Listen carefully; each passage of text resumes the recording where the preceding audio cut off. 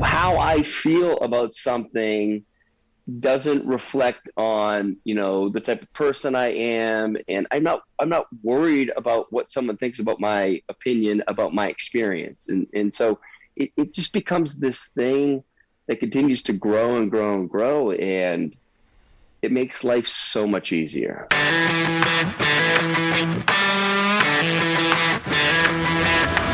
You're listening to the Building Men Podcast with Dennis and Anthony Miralda, brothers on a mission to help you become the strongest version of yourself, mentally, spiritually, emotionally, and physically. I had this moment right now, Anthony. The audience knows, as I was going through that, shit time in my life where I was homeless. I was waiting for the house to sell. I was going back and forth. It was just times were really tough for me I was going to be a single father of 3 kids, high school, middle school, elementary school. There was a lot of shit going on in my life. And at that time, there were a couple different people that I found that really spoke to me, that were on a specific trajectory in their life, a specific path in their life. And then something happened where it was either they went inside or something happened on the outside that forced this change to happen, that they changed the trajectory slightly in their life. And it made all the difference in the world. So the guest that we have on today was one of the people that I found, that I shared with you, that really made a huge impact on my life when I needed it to. And so I reached out to this gentleman September 13th of 2020. And so we started the podcast July 1st of 2020. So we were about 2 months in, and it was a train wreck still. Yeah. The podcast was still, it sounded, I go back and I listen every once in a while and I shake and shudder, I cringe. So this is me reaching out to him on September 13th of 2020. I said, "Hey Cal, my name is Dennis. I'm a follower of the Great Unlearn and the host of the Building Men Podcast. I just started the podcast recently as I am in the process of rewriting my life. I spent 14 years as a school principal, mostly in middle school, and recently started down the left path, quote unquote, a term Boyd Vardy used on your podcast, and I absolutely loved. I'm reaching out because I believe in your message and I'm inspired by you." He gets back to me a day later and he says, "Congrats on starting the podcast, Dennis. It's quite an endeavor, and as simple as it is to start, it's really a ton of work to get it launched. Great to hear that men like yourself are choosing the left path, as this world is in desperate need of more awoken men. Keep it up, brother," with that emoji of like the hands praying together. And it meant such a great deal to me, and it made such an impact. One, that I reached out to this person who I was in awe of in the journey that he has been on. But the fact that he took the time to get back to me really said a lot about him and his character. So I wanted to turn it over, introduce the audience to Cal Callahan, the host of the Great Unlearn Podcast, and someone who I consider a mentor, and even though I just met him about 5 minutes ago. Welcome to the podcast, Cal. Thanks, guys. And I appreciate you reading that. I think it's a great reminder to me that, when someone reaches out and they open their heart and they share something that is kind of dear to them, there's like a sacred space there that needs to be held. And I assume that I had like a good response to you, because if you didn't, you're gonna maybe torpedo me. I didn't anticipate that happening. So man, I think it's just important for us as we all go through this. We all navigate, and we're all in different places at different times, and the journey can be rough. And when we reach out for those that are helping us along the journey, just, like when I was starting out my podcast, there were guys like Aubrey and Kyle Kingsbury that were friends of mine, but I was looking to them and their podcast for a way that was different than I had known at that point in 47, 48 years. And I was starting to learn about it, but you need to like find those people in that message that resonates at a different level than what we were told, right? You've been in education, or you were in education for a long time. You understand that structure, and it's super challenging, as you found it, and you went off and started building men. And that was your answer to what the school system doesn't provide. It's never provided. It's not the goal of the school system. And, I rail on the school system on my podcast from time to time. It's not like a main thing I talk about. Whenever it comes up, I get a little bit triggered because I know the origins of it. It's not to create men. It's to create robots. Yep. And to keep you at a certain level, to get in to those menial jobs where there's no creativity, there's no room to really play, and there's no room to have your own experience. And it's been an eye-opener for me as our kids were going through that. My wife, thankfully, was just recognizing that a couple of our kids, it just wasn't jiving with them. And for me, I understood that, but I didn't understand the context of it like I do now. And so with that, it just changed the way I've parented completely. And it's made it a lot easier. I'm not trying to control my kids. And I'm sure we'll get into this in the podcast, but it's one of the things I really love talking about is raising kids. Not that I haven't figured out, but I've done it many different ways. And where I'm at right now feels really good. And I recognize the connection that I have with my 3 kids. It's something I really, like, a few years ago, I didn't think was possible. I didn't know it was that was there for an opportunity. And so, with that, I say thank you guys. Thanks for having me on. I'm super stoked for this. It was great to connect and catch up right before we got on. It just felt like I was hanging out with my buddies, and not that we have a couple beers, but we could have a couple beers here and just shoot the shit. And I'm, dude, stoked to be here, guys. Awesome. I appreciate that. And it's interesting. One thing that really resonated with me immediately as I was listening to the Great Unlearn, one of the first episodes, was your level of authenticity, where you let people know exactly what it is that you did well, things that your mindset was in a certain way, that you just believed in this in such a strong way, and you were steadfast with it, and it continued. Conversely, you were very willing to say, this is where I was totally wrong. These were the spots in my life where I had it so off the charts, so wrong, and also being vulnerable enough to admit that shit. As men, it's really challenging to put it out there in this way. Like, I thought it was this way for such a long time, but guess what? I was wrong about it. And I'll reference one specific podcast.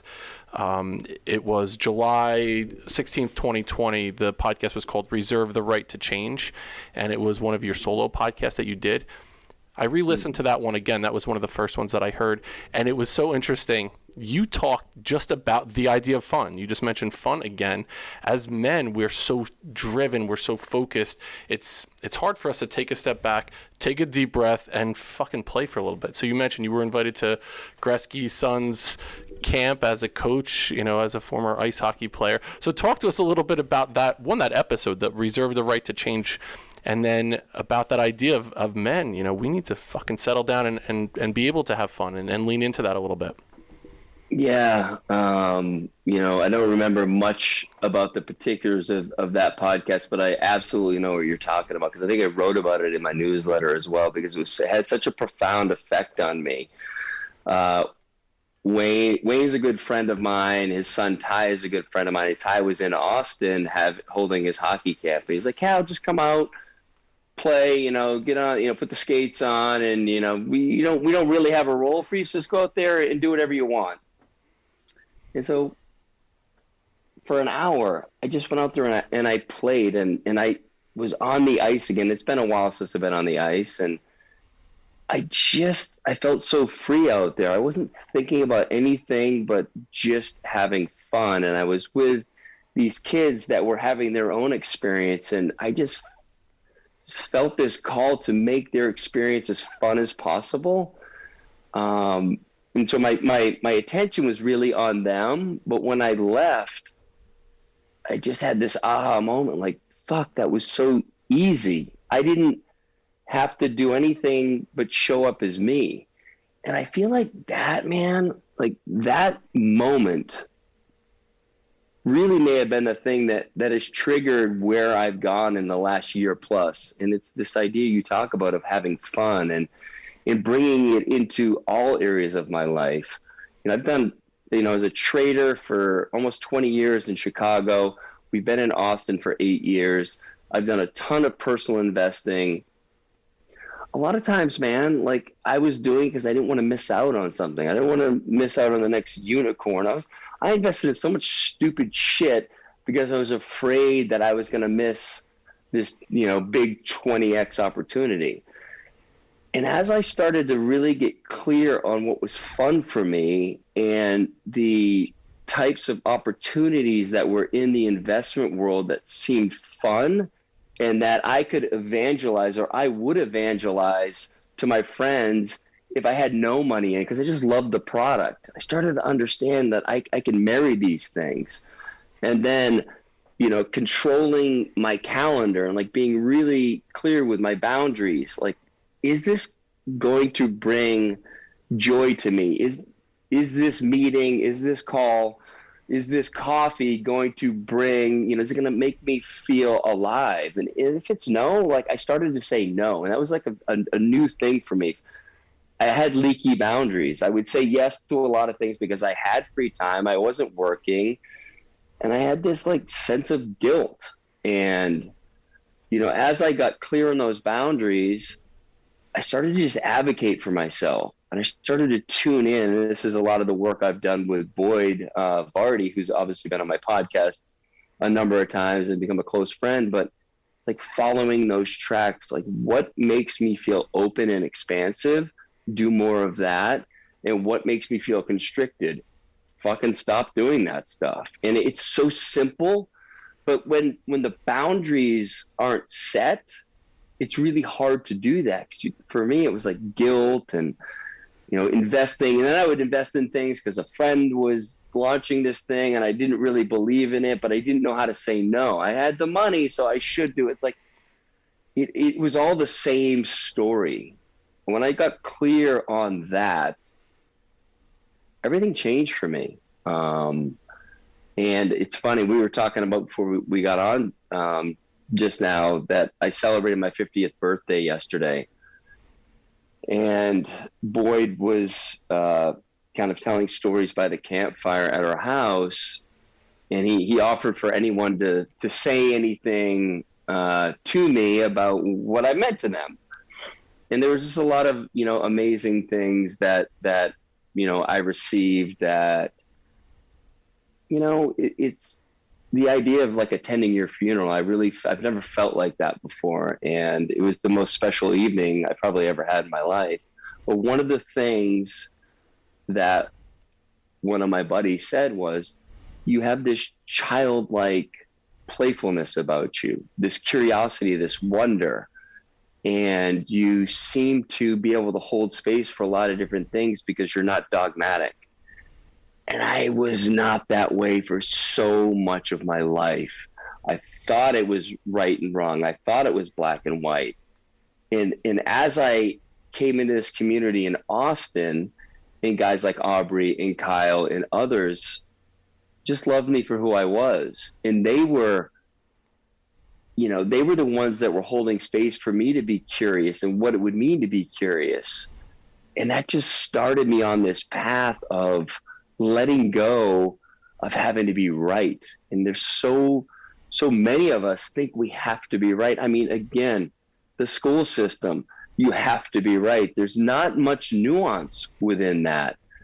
And so for me, trying to, embody that and live that has really just opened up so many opportunities for me that it becomes about learning. When we know the answer, I think you guys understand, when we think we know the answer, the learning's done. We got to figure it out. Now I'm just going to defend this shit against what your point of view is. And we're going to, agree to disagree or just disagree. And that doesn't get anybody anywhere. And so I haven't perfected that by any means, but I'm much more open than I was. And I think just being in that space, you drop the shoulders, you can breathe, because how I feel about something doesn't reflect on, the type of person I am. And I'm not worried about what someone thinks about my opinion, about my experience. And so it just becomes this thing that continues to grow and grow and grow, and it makes life so much easier. Yeah, as I listened to that episode, that was one thing that really stuck out to me, and I'm bringing it back to the experience where you're just in the moment. You're just there experiencing it, having a good time, out on the ice with friends, with kids, and just really leaning into that moment, not having to address a calendar, not having to feel like you need to look, sound, or feel a specific way. The other thing you mentioned there about education, I loved also what you said about just being able to ask questions. As educators, too many times we're giving answers and then we're giving praise. We're just saying, great job, that was awesome, love what you just did there. I often say to teachers, keep asking questions. If you want learning to happen, dig deeper into whatever it is. Let them really get deeper at the underneath those layers of what exists there. And it brings me back to your conversation about Boyd Vardy being, he speaks a lot about the path of not here. It's one of his main things, and that hit me hard as well. When you're going, he talks about tracking a lion in the Londolozi Reserve in South Africa. Hopefully I said that right, Londolozi. You did. You nailed it.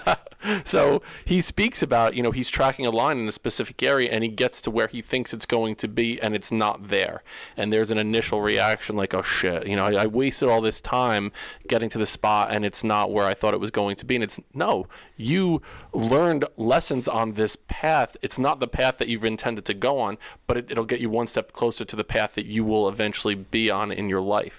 So take us back a little bit. You mentioned you were a trader. You moved from Chicago. So you've had this path of not here experience in your life, and that path was one of the catalysts to create the idea of the Great Unlearn. So talk to us a little bit about that path of not here, and then what was it that you decided to create this movement called the Great Unlearn?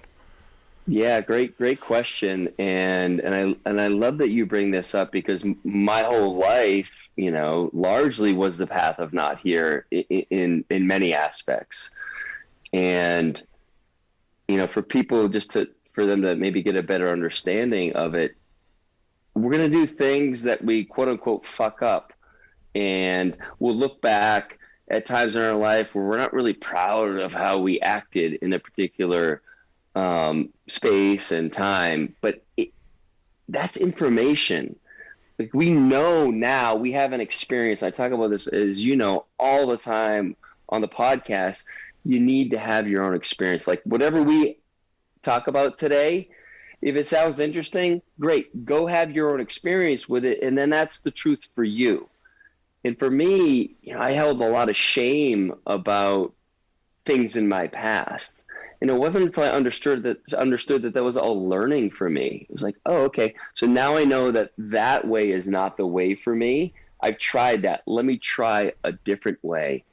And like, when we can just accept, like, fucking everything, and I mean all of it, you can't leave anything out. We need to accept all of our past. And when we do that, we actually get to move forward much lighter, and with that curiosity, and as you said, with the name of that, the title of that podcast, with the right to change my mind. And I think that's something that enough of us don't give ourselves agency to. We need to be able to change our mind, because we have a different experience. New information comes in. We don't have to hold true to this belief system that's been probably conditioned by society, schools, your loving parents, all that stuff, a lot of it well-intended, but it kind of fucks us up. And so the podcast became about sharing my journey and the journey of my guests, of what their unlearning has been. And, I don't bring on experts. I don't bring on people who won't open up the kimono and share their shit, because I think it's important for people to understand that we all have shit. I don't care how successful you may be in the kind of Western idea of success. We all have shit. And the more that we can share that, and I think particularly as men, we need to understand that we're all struggling with stuff. And the more that we understand that, we get to share that and get it out there, and we don't hold the guilt and shame around that. We get to play with it and actually learn from those experiences rather than try to forget them, keep them in the shadow. A motherfucker, that's going to haunt you. I mean, I've lived it, trying to outrun that stuff. You just have to make peace with it and understand that in those moments, just like everybody, we're doing the best we can. We just, the shit tools weren't good, and we weren't in a good space. And so the podcast has been an amazing opportunity for me, as I'm sure you guys understand. Like, it's about me to get in there and get super clear because people are listening. So how do I really feel about this? You know, I try to not make flippant comments. I mean, sometimes I'll say shit because that's, you know, my nature, but it's really, you know, being a good listener, right? In this space, you have to be a really good listener to what's being discussed. And then when you do that, you just get to get into this vibe and then learn. It's like you're co-creating this space, and it's between us, but it's also for everyone else to be a part of. And it's been such a great, you know, medium for me. And really I was always a pretty good listener. I become a really good listener because I see how important it is. And then when that carries over from the podcast to somebody, you know, that comes to my house, or I see someone down at Sun Life Organics or wherever it may be, you know, when someone's present with you, when they're not looking over your shoulder, they're not checking their phone, they're just there. And there's nothing, especially again, as men, to feel seen and heard. Man, that's like when you start to have touches on that, it starts to change your orientation to how you want to be in the world. And you start to understand, you know, for me, I've had a fair amount of financial success, and it's great, and I'm glad I've had it, but it's not the thing. For me, it's like connection. It's the 22, 23 guys that showed up last night to celebrate, you know, my 50th.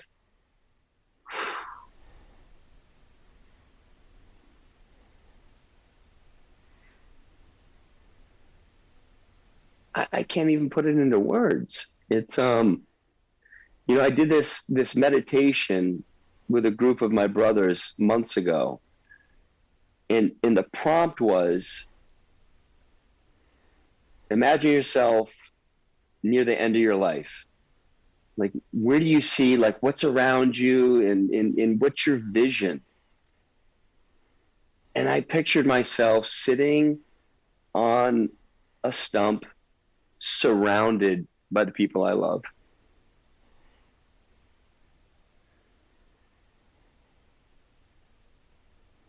And I experienced that last night. And it blew, in the moment, I was like, oh my God, this is what I want the end of my life to be. And here I was being able to receive all this love from some of the most amazing men I've ever met. And it just reminded me, like, you're like, I'm on the right path. Show up, be honest, be open, be vulnerable, be impeccable with your word, right? Like, I love the 4 Agreements by Don Miguel Ruiz. Like, you know, do your best, be impeccable with your word, you know, don't take anything personally. And now I'm blanking on the other one because I'm a little rattled from last night. But so I think it's do your best. Yeah, you know, so we have the opportunity to do this, but we need to start showing up for one another. And that's what helped me on this path.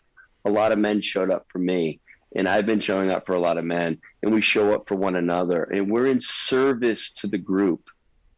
You know, one of the things that Boyd talks about is we've been brought up in this comparative culture, you know, but when we can shift that and we can see one another in relation to us, I can see me reflected in you reflected in me. And we start to see that, we start to have, you know, Chase has some huge success. We all share in that. And then someone else has something really hard they're going through, we're there for that too. We get to be a part of this thing as one organism, and it just changes everything. You're just held in every moment, and we don't have to go it alone for so long. Talk about that old path.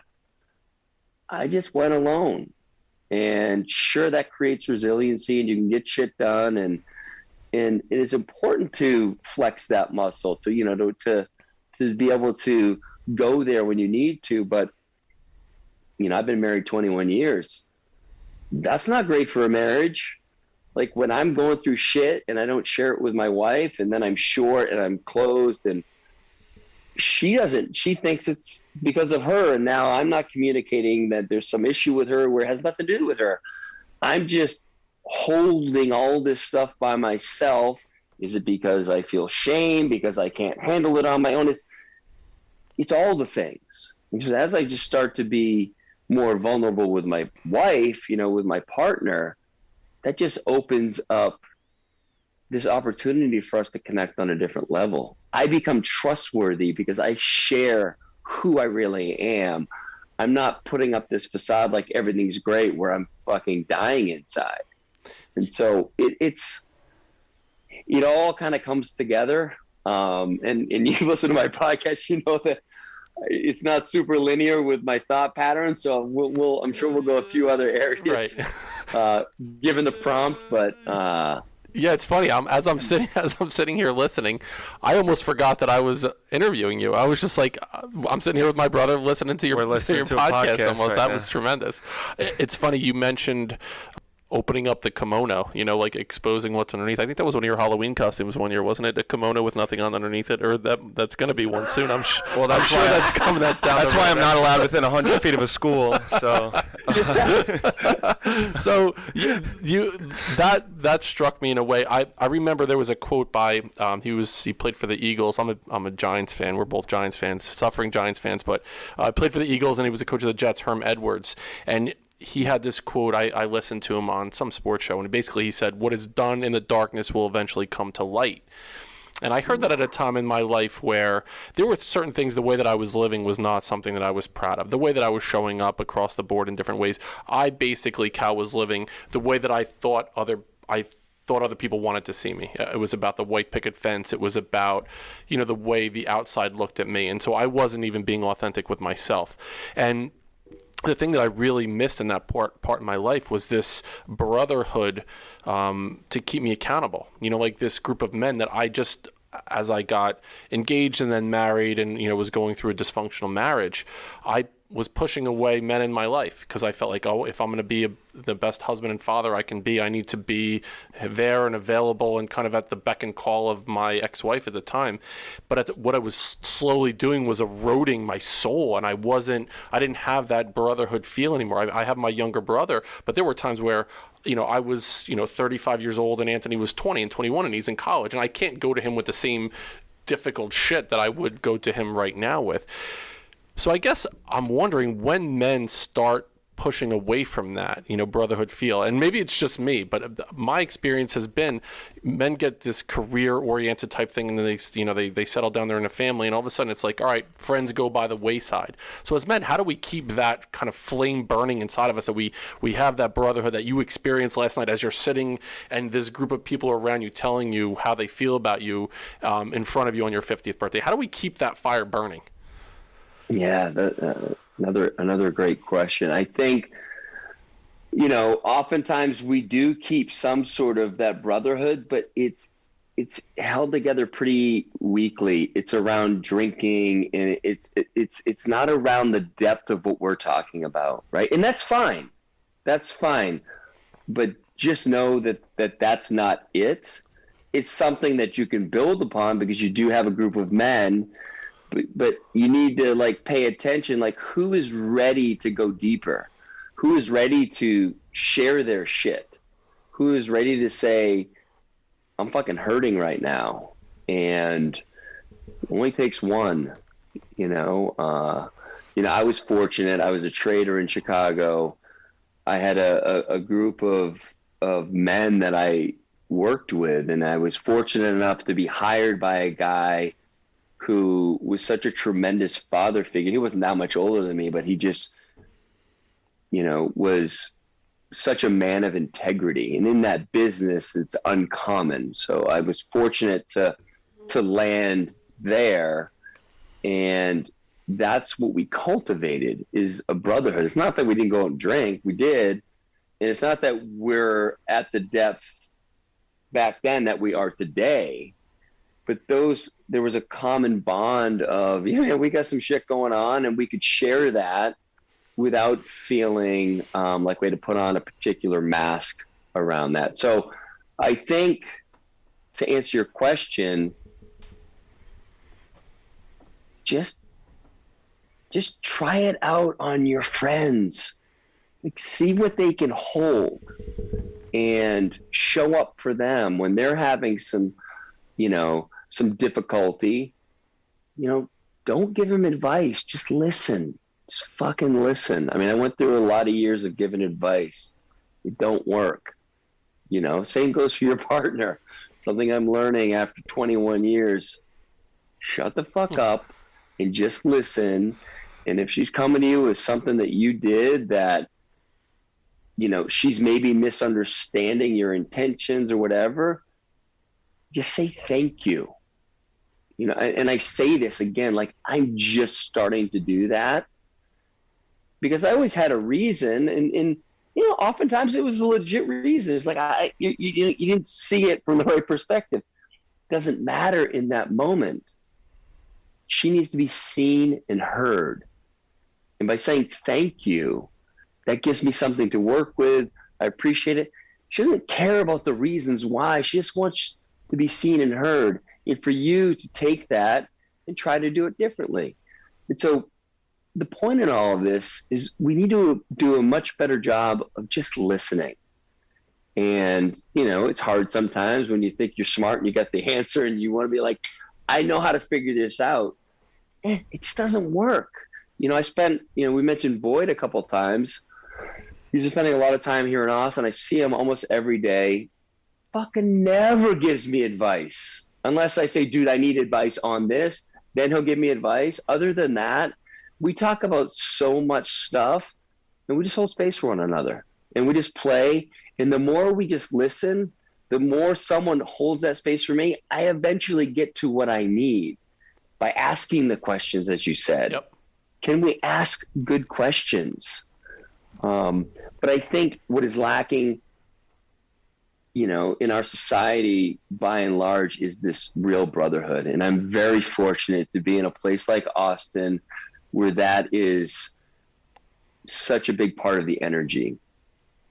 That's what I love about my podcast is it shows, it's an opportunity to show people what's possible by just showing up for one another. And,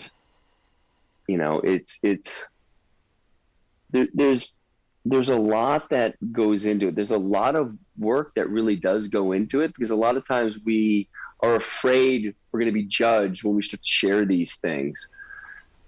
But I would offer to anybody, if you're afraid of that, like how tight are you with that other friend if they can't hold something that is really hurting you? Is that someone who's going to show up for you when the chips are down? I don't think so. So maybe it's a nice way to see, to kind of separate a little bit. It doesn't mean you just have to stop being friends with them, but you just understand where they're at. It's a bit of a litmus test for who's in your circle. And I think it's important over time to continue to tighten up that inner circle to get super clear. Cast that wide net. Like, be a cool guy. Like, be open. Like, figure it out. But the more time you spend with people, you start to recognize some patterns, and that's okay. That's where they're at. But it's important to spend more time with those ones that show up. And that's something I've been particularly keen to recently is there's a small group of people that I hang out with. I have a really large group of friends, but we only have so much time. So I try to be really, diligent with how I spend that time. It's back to owning the calendar. Like, sure, I record the podcast and I have stuff with my kids and my wife, but I have a pretty fucking open schedule, and I really choose to keep it that way. And when I put something on there, I want to be super clear that I'm excited about what's happening there. I don't care about the outcome about what happens. I care about the energy of going into that space. And I think back to something that was talked about earlier, you know, as men, we're so into this goal-oriented mindset, and it takes us away from these brotherhoods. It takes us away from just these amazing conversations that can happen when we don't give a shit about the outcome. I have guys that come over here on Wednesday. I have a group of 10 guys. Now it's 11 now. We work out, and then we come. I'm sitting in my kind of office space. We call it the Unlearn layer. But it's a vibe in here. And so we work out, and whoever can stick around, we sit in here. We, you know, smoke some, you know, tobacco, tea, and herbs, and we just riff. And every now and then someone's working on something, and so we just co-create with them, and we're just supporting one another. But we don't do it because we want to launch a product or we want to do something. We do it because we really enjoy the space, and we never know what's going to happen in that space. But when you set the container properly with the right people, the magic just happens. So that's been like a big part of my learning lately. Yep. And that, so much about it is about the journey, right? Like truly enjoying the process rather than just the goal at the end of it. And it's funny how much productivity and how much more comes out of it when you are in it just for the journey itself. You're there and present in the moment without expectations at all. You don't expect anything. You don't need anything at the end of this. You're just happy to be in that space. And I think as men, part of what we need to show up doing is creating a safe space for people to speak their truth, to talk to us. And usually what happens is when you create that space, people will solve things for themselves without us trying to fix them, without us trying to give them our advice. They will figure it out on their own by us asking the right questions, by us just being a soundboard for them to speak what they need to speak about. And one of my questions is, as you started to become like, get into your authentic self, starting to understand your vulnerabilities, more get into this play aspect of life rather than, you know, living for other people or not having boundaries, did you notice that you started to become disconnected with certain people in your life? Like that people started to not vibe with you the same way because they knew you from what you were for the last 40 years and that's who they were friendly with. And all of a sudden you opened up the floodgates of like, that's not me. Like here's who I am. And you started saying no to things and opening up your eyes to new things. And did you start to notice that your group sort of diversified a little bit and some people went out and new people came in? How did that look for you? Great. Yeah. You guys are hitting some great ones here. And I do, before I answer that question, you mentioned something, Anthony, at the beginning of that, that has been so central to what has allowed me to feel like this complete liberation in my life, not needing anything from anybody. If we can just enter relationship with the idea that I don't need anything from you, we're good, because then we just get to play. But if I need something from you, fucking angling, I'm working strategy, I'm trying to make this connection. And man, when I finally got into that space, I started to recognize the people that were wanting something from me and needing something from me. And it's like a fucking hard no. Yeah, I'd do it nicely, but I wouldn't spend time with them. And these people that I'm surrounded with right now, they don't need a goddamn thing from me. And because of that, all we do is give to one another. And it's not even a reciprocity thing. It's not like anyone's feels like they need to get somebody back for whatever it is. It's just the energy. It's this idea of abundance versus scarcity. And I know that like that shit gets thrown around a lot, but when you really step into abundance and when you bring that to a group, they start to feel that energy. And then it's like anything is possible. And no one is needing anything from anybody, but we're taught You got to network, you got to make connections, and there's like a fucking whole structure around that, and it's icky. And when it comes into your field, when you're clear on it, you just see it. You see it coming from a mile away. And thank God I finally see it now, because I was taken advantage of, and I'm a big boy. It's all good. And that's all they knew. So even the guys who are trying now, I have love for them. That's where they're at. I was there. I think it's the most important thing I've learned is, however someone's showing up, if you think they've like, fuck that guy, I was that guy at one point. So after the initial fuck that guy, I'm like, okay, this is where he's at right now. It's all good. I still have love. And to your question, Anthony, yeah, like I started to draw in a different set of friends, and my friends that I had, there was a little more distance because they didn't quite understand what I was going through. And frankly, I didn't articulate very well maybe what I was going through because I didn't even fucking know what I was going through. I was just curious, and I was ready to blow up my whole belief system to have my own experience to, not really create a new one because I don't really want to be tied to a belief system, but I got to play in that. And, what I found is so many of those men have come back into my life because I didn't want them to be on any other journey than the journey they're on. It didn't mean that I was trying to spend time with them when they were there. I wasn't drawn to it. I was drawn to the energy of the people that were filling my cup.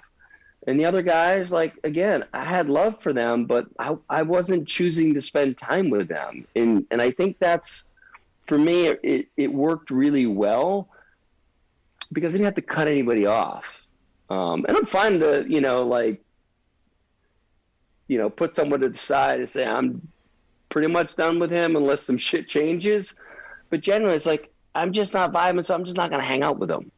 And I think it's important for people to understand that you are going to draw in different people, and those people are going to help you on your journey, whatever journey you're on. So be very clear about where you want to be in this moment and who you want to surround yourself with, because whoever you surround yourself with is the journey you're going to go on.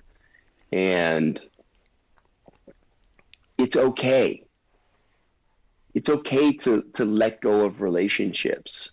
In fact, it's quite healthy because we all grow in different ways. It's shit.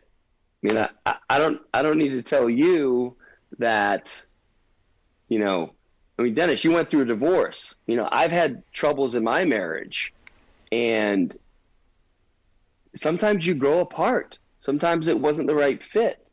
Sometimes, in my case with my wife, there was a love for one another, and maybe we weren't in a great place individually, but we wanted to fight for that and work on ourselves to bring that version back to the relationship. But in a lot of cases, it's not that, and the relationship dissolves, and that's okay. Oftentimes that's for the best. We don't have to hold on to this because marriage is whatever the fuck society tells us it is. It's a whole construct that can be really constricting for people. So I just offer to people, it's okay to distance yourself from people. You don't need to say, like, I'm not hanging out. Like, you don't have to be a dick about it, but own that calendar. Own that time of who you're spending, those really quality, moments with. And when you do that, and those people come in with the abundant mindset, and you have fun together, and there's no outcome, there's no strategies, none of that bullshit entangling it, it's life-changing. It becomes so fun. Life becomes so easy. Doesn't mean you don't have hard shit happen, but you're better able to process it and work with it and see that, oh, okay, this is a learning opportunity. I don't fucking like it, but I know that at some point I'm going to be on the other side of this, and I'll see what the real wisdom is in it, but I just need to be in it right now. It's three guys sitting around shooting the shit right now, and as you brought up, your marriage, and I had mentioned that I had gone through a divorce. It wasn't something that I thought we were going to talk about today, but I'll go there. Is your marriage with Peyton, right? So you speak about it often on your podcast. When I first started the podcast, I was very hesitant to bring up situations from my past. Because it exposed me in a way that I didn't feel comfortable with. I felt that I would be viewed as a failure, that my kids might see me in a specific way. And listening to you on your podcast, you put it all out there on the table. You're like, this is the shit that how I felt. This is how she felt. This is what she said to me. Here's how I felt about it. So it's very exposing. Again, opening up the kimono. Yeah. Kimono. You don't throw me in a Kimura. Shit. Yeah. Kimono. Open it. Wearing your kimono, put him in a Kimura in your kimono. All this is we're going in a deep direction here. So I'm going to put that as a title of the podcast. But to be able to do that, and you open it up and expose people to this, one, how did you talk to Peyton about it beforehand? Did you say, listen, hon, like, as I'm going through this, I'm going to put all this shit out on the table because your life is out there. Your relationship is there for public consumption. One, was that a conversation that happened? And then two, is it, does that often, after something comes up on the podcast, or you're laying in bed like, oh, I got to tell you, today I talked about this or that. And how does that whole dynamic work? Yeah. I don't think we ever had any conversations around it. I think she understands, how I show up, and that was going to happen. And as you know, like I'm very careful to share anything that would be sensitive towards her. But for me, anything that's really dealing with me and how I feel, and how I've, acted in a particular case, like I just need to get it out there. Because what happens, women listen to the podcast, and for me, it's like, look, I've done all these things, and I was an asshole here, but this is what I was going through. So while it looked like I was being a dick to my wife, the root of that was I was feeling so shitty about who I was and like such a fraud and all that stuff that my actions, while they affected Peyton, and I'm not happy that it did, it wasn't about her. And so it starts to, for me, it's like an opportunity to give, women to see that their husbands, this is shit that men go through. Whether they're really successful or whatever, like, we have our shit, and this is what it looks like. This is what my shit looked like. This is where I'm at today. This is the shit I still work with today. I haven't fucking figured it all out, and I never will, but I'm on the journey to figuring it out. And it's like, almost in some ways, like, give them hope. Like, this can, your husband, like, just don't misunderstand maybe what he's going through. Maybe he's like me and wasn't very good at communicating when he was really struggling with something at work or with a friend or with how he was feeling about himself, and he directed it at you. And it's the more I get that out there, because as I said, guys like Aubrey and Kyle were doing that for me through the podcast. And then in our relationship here at Austin, I started to see how powerful that was for my own healing, to see these men who were successful in their own ways having all these flaws. It's like, yeah, I got all those fucking flaws too. And one of the beauties of for me of having the podcast was I got to rewrite the story of how people saw me. A lot of people, like, I'm in really good shape, and I have an awesome wife and kids, and if you looked at my Instagram, before I started the podcast, it's, like, pretty amazing some of the shit I was doing. But I got to tell people who I really was, and so they could take me down off that pedestal, because at that moment I didn't really know how to, to receive that. Now I know that that's their own thing. If they want to put me on a pedestal, that's work that they need to do. I don't deserve to be put on a pedestal. Nobody does. We're all in this human experience. We all have our shit. And for me, it was very cathartic to be able to tell like the full story. Like I've got shit just like everybody else. My life's not perfect. I've got some shit that's going really well, but largely now it's because I'm having fun with life and trying to show others how to do that through my own example. But I think it's really important. For me, it's always been about giving other men permission to go there, to let them know that it's safe. And if it's not safe, again, as I said earlier, who are you surrounding yourself with? What's the worst that's going to happen? You know, the best thing that can happen is you get super clear on who's really in your corner. Like, wouldn't that be great? When the fucking chips are down, you know who you can count on and you know who you can't count on. I mean, fuck. I mean, I've got that, you know, in spades right now. And that feels really good because I've been super clear on who I am and what's important to me. And there's no masks anymore. This is fucking who I am. You know, I'm done showing up at parties and trying to be a different guy to everybody I'm talking to. And fuck that. Like, I'm just fucking me. And if that's cool, then we'll have a great conversation. If it's not, then I'll fucking find someone else to talk to. Like, I'm good. You mentioned your role model, your role as a role model for your kids, and what you want them to take out of this journey that you've gone on as well. When Building Men was started, what I tried to do, Cal, was break down what young men considered to be positive traits of masculinity. So what we did was we went on this journey and we talked about what are they hearing as elementary, middle school, maybe even to high school about what does it mean to be a good man, a strong man? And at first it was around how good of an athlete you were. It was all about athletic success on a field, on the court, on the ice rink, whatever it was. So those kids were held in a higher regard than other kids. Then it became notches on your belt, how many girls you can bang. So it was about sexual prowess. That meant that you were a better man. And then it became monetary. It was more, you know, how much wealth you can accumulate. It was about the stuff that you had, your financial success. Those three things is what a lot of young men base their masculinity on. And what we tried to do was help them understand those are things that can absolutely be taken away from you in your world. So you can lose all of those things. And if you're basing your masculinity on things that are extrinsic in nature, not something that comes from within, you're going down the wrong path, that path of not here. You need to take a step back and figure it out. So you have children. I know you have a son who's in high school basketball player, definitely connected in that way.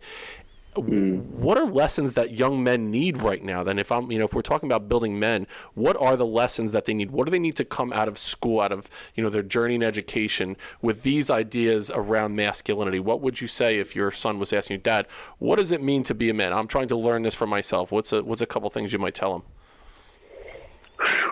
Yeah. By the way, I love that you started that program. It's so lacking. And I love what you were able to discover in those ideas of masculinity, and that it is outside of you and they can be taken away. And so what do we hold within us, right? For me, these kids see me cry all the time, and it's generally out of gratitude. When I just feel so much love, I just get overwhelmed, and it's something I was never really in touch with. They need to know,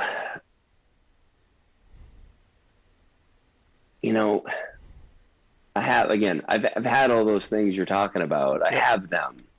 And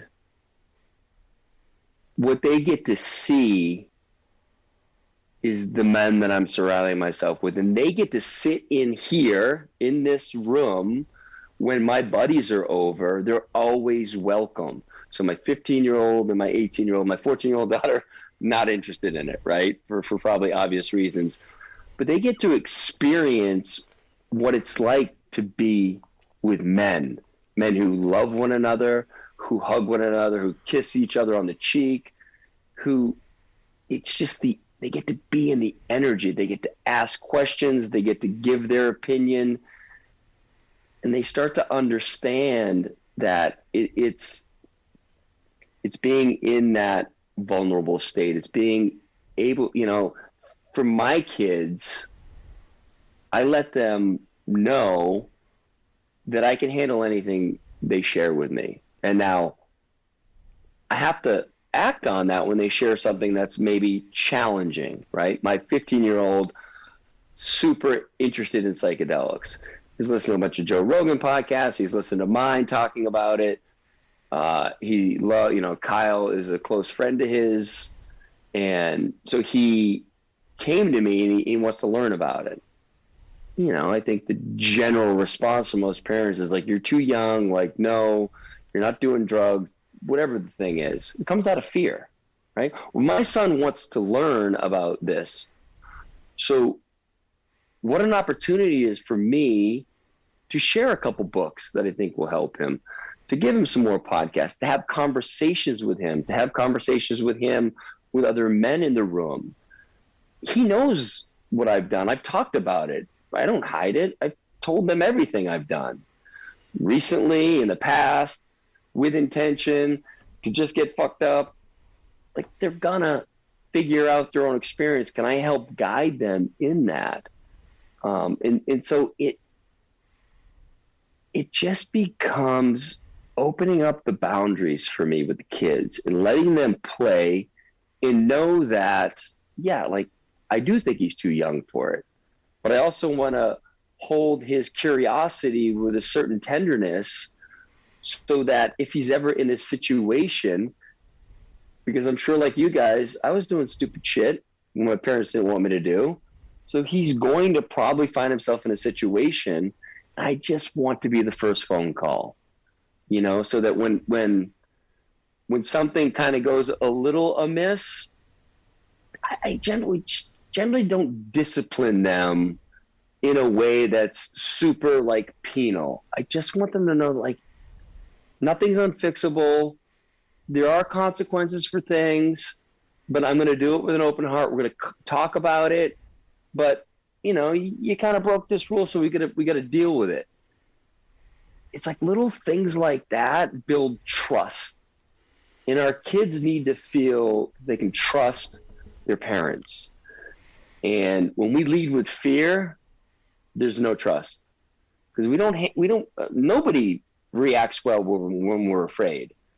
And when we can just take a deep breath, put ourselves in their shoes, and understand that they're reaching out. They're testing you. Can you hold this for me right now? How are you going to react? You flip out at a minor indiscretion, you're fucked. They're never going to come to you. They're going to go to their dumbass friends who have no idea what to do. And so it's been about, really just accepting them for who they are, to understand that I am just a part of their journey. I'm here to be an example, to live a life that is in integrity, and they'll take from that what they do. The words that come out of my mouth pale in comparison to how I live my life, and they're always paying attention. And so it's really important for me to be honest with them about all of it. And like I said, my main goal is to be their first phone call. Like when the shit really hits the fan, I want them to know that I accept them for all of it. Like, I've fucked up plenty, haven't gotten caught, have got caught. Like, it's all part of their human experience. And for me to rob them of these experiences is to rob them of what is their unique experience. And so it's really important for me to see them as individual souls that are on their own journey, and to just try to help them along, guide them along a little bit, but allow them to spread their wings and fuck up. And like with school, like they're all at different places with it. And for me, I've always tried to be very clear. School's kind of a game. If you really like it, like I didn't mind it, I enjoyed it, I did well on it. I cheated here and there and did all that. So but I didn't mind going to school. If they want to go to college, like, sure, you're going to need to do well in high school. But if you don't want to go to college, that's fine. I want you to figure out over the course of your life what it is you're drawn to doing. Whatever it is. My 15-year-old just took up BMXing.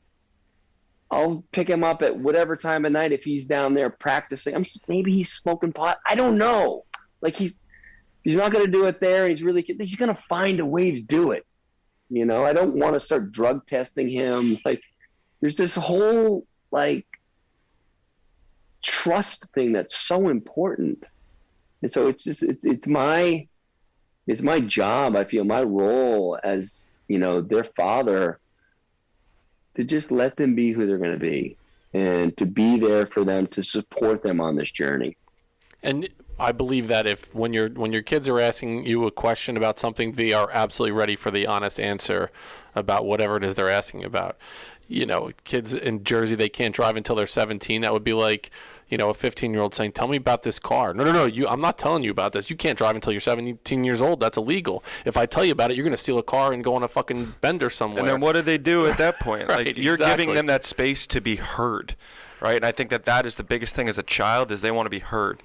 And trust, right? So they want to be able to trust the person that they're around. They want to be heard, and they want to be able, they observe, right? So allowing them that space to observe you in your natural being. And that's so powerful. That's so powerful, because now, again, you're going to be the person they go to. And when they go to you, you give them what they want to hear, because they'll get it in some way from somebody at some point, right? And I'm sure you'd rather that be you giving them that message. Exactly, especially when it comes to something like psychedelics, which is, you know, a little trickier. You know, so it's like having those conversations and letting him know there's a few people in this community that I really trust with that information, and to say, listen, talk to so-and-so and talk to this person. They'll give you, you know, there's someone that I would do a medicine journey with. They will let you know in their vast experience what it looks like and the timing, and it's, so I just feel that I also don't have to give all the answers, right? Like last night, my two boys were out there around the campfire with, again, it was like 22, 23 other men. They got to hear what each of those men felt about me, what I've meant to them. I mean, they don't care about the money. You know, they're like, Dad's pretty dope. You know, like, why? Like, what is it? You know, so they start to see, you know, they're always paying attention, as I said, but, oh, actually there's something here, versus being a dick. And yeah, I don't know, man. Like, I've done all of it, you know, or most of it, I should say. And I've been the real oppressive dad who's trying to make his kids be the best they can be. And was that a struggle? I didn't like myself. I didn't have a good relationship with them. They weren't thriving. It was a complete shit show. But that's what we're taught. Keep your kids in line. Make sure they're minding their business. They're respectful. You know, and it's like, I've talked about this before on the podcast, but like the little things we do when our kids are young, and, you know, someone's over, hey, go give so-and-so a hug. Your kid doesn't want to give him a hug, but you make them, because it looks bad if they don't. Fucking do that. My kid wants to go up and give a hug or knucks or just say hi. This is their opportunity. They get to choose. But when we continually do that as parents, because we're afraid of how it's going to look, we want our kids, you know, to be, you know, obedient. Our kid starts to overwrite that intuition of, I don't really feel the vibe. They fucking know. Boy, do they know.